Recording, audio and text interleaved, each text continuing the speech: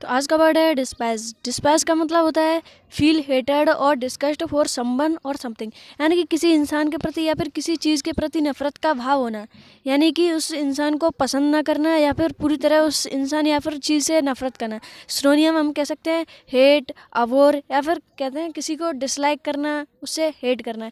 For example के लिए don't despise anyone, nobody last for ever. किसी से भी नफरत मत करो, कोई हमेशा नहीं रहता। मतलब हमें हिंसा का भाव नहीं रखना चाहिए, क्योंकि कोई भी इंसान हमेशा नहीं रहता। तो बस डिस्पाइज का मतलब यही होता है कि किसी के प्रति नफरत का भाव होना या फिर किसी से नफरत करना। नेक्स्ट वर्ड है कॉन्टेस्ट, जिसका मतलब होता है an event in which people compete to try to win something, यानी कि ऐसा इवेंट जिसमें लोग कॉम्पीट करते हैं, यानी कि प्रतियोगिता में भाग लेते हैं to try to win something, कुछ जीतने के लिए।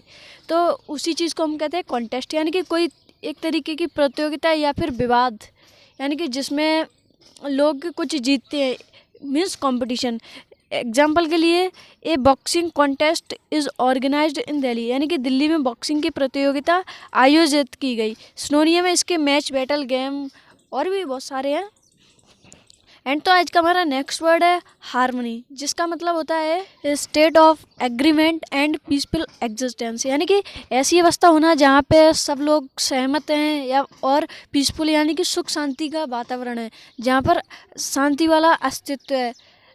कह सकते हैं कि एक राय से लोग रहते हैं, मिलजुल कर रहते हैं, शांति का वातावरण है, यानी कि वहाँ पे कोई भेदभाव नहीं है, लोग मिलजुल कर रहते हैं। एग्जाम्पल के लिए the villagers live together in harmony, यानी कि गांव वाले एक साथ होकर, एक साथ मिलजुल कर गाँव में रहते हैं, यानी कि पीसफुली रहते हैं।